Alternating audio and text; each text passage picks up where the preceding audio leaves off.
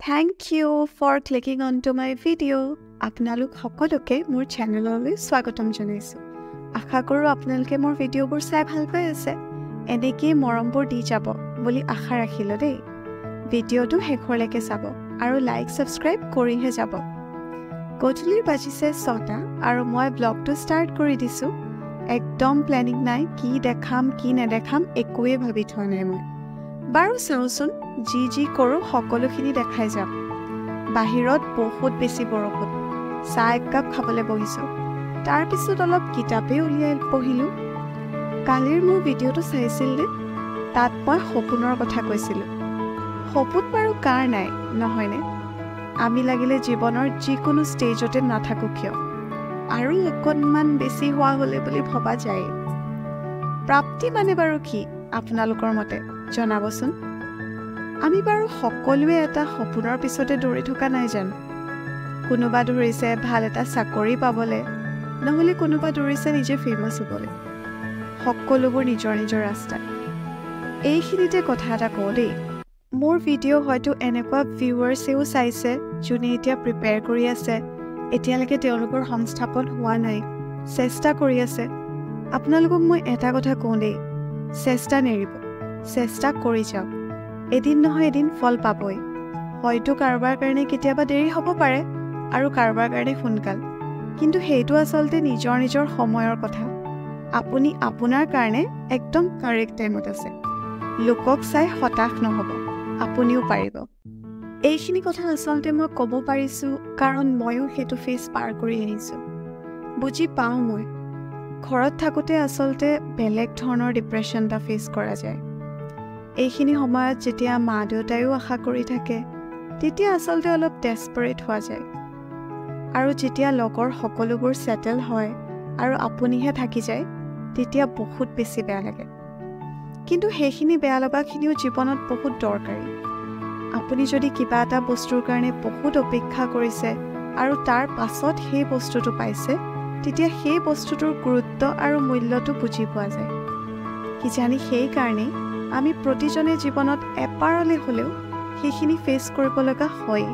এতিয়া যেনেকৈ মই জব কৰি আছোঁ যদিও প্ৰিপেয়াৰ কৰি আছোঁ। মানে বুজিছে নহয়, মোৰ প্ৰাপ্তিও শেষ হোৱা নাই। এটা সপোন হ'লেহে পূৰা হ'ব।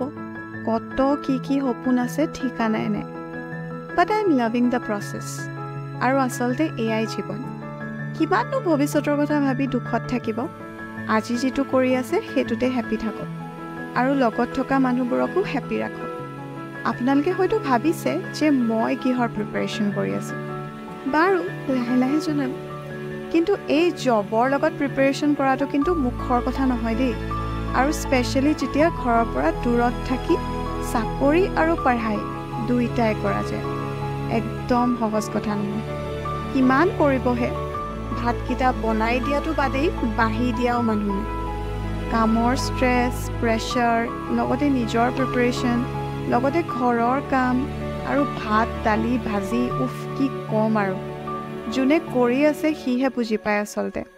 কেতিয়াবাতো এনেকুৱা লাগে 24 ঘণ্টাটো যদি 30 ঘণ্টামান হ'লহেঁতেন তেতিয়াই ভাল আছিল। শুবলৈকে সময় নোপোৱা হৈছোঁ। টোপনিও সোনকালে নাহে। ফোন টিপি টিপি 1টা বাজেই আৰু 6টাত উঠিব লগাটো হয়েই। এয়াই জীৱন আৰু কিনো ক'ম। ভাতকে বনাওঁ আৰু এতিয়াহে আচলতে বুজি পাইছোঁ মাৰ সদায় একেখিনি কাম কৰি কেনেকুৱা লাগে চাগে।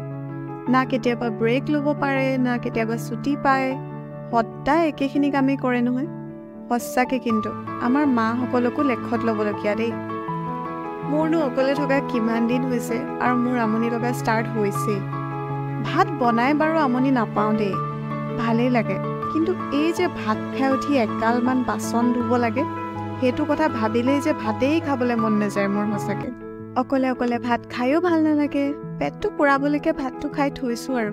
দেখিছে নহয় পৰিমাণটো কিমান অকণমান লৈছোঁ। মোৰ চবতকৈ আমনি লগা কামটো কৰি আহিছোঁ আৰু এতিয়া, মানে বাচন ধুই আহিছোঁ। আজিৰ ভিডিঅ'টো ইমানেই আছিল দেই। স্কিন কেয়াৰ কৰি শুমহে আৰু এতিয়া। আপোনালোকৰ বাৰু দিনবোৰ কেনেকুৱা গৈছে জনাবচোন দেই। আৰু মোৰ ভ্লগছবোৰ চাই কেনেকুৱা পাইছে সেইটোও জনাব। লাইক, শ্বেয়াৰ এণ্ড ছাবস্ক্ৰাইব কৰি দিব। কেতিয়াবা ভিডিঅ'জ আপলোড কৰিবলৈও এলাহ লাগে, কিন্তু আপোনালোকৰ কিছুমান কমেণ্টে ইমান উৎসাহ দিয়ে নহয়, আৰু কিবা এটা বনাবলৈ মন যায়। সেইকাৰণে চেষ্টা কৰি থাকোঁ। ভাল পাওঁ ভিডিঅ'জ বনাই, সেইকাৰণেই চেষ্টাবোৰ কৰোঁ আৰু পিছত পৰি হ'লে এইবোৰকে চাই টাইম পাছ কৰিম আৰু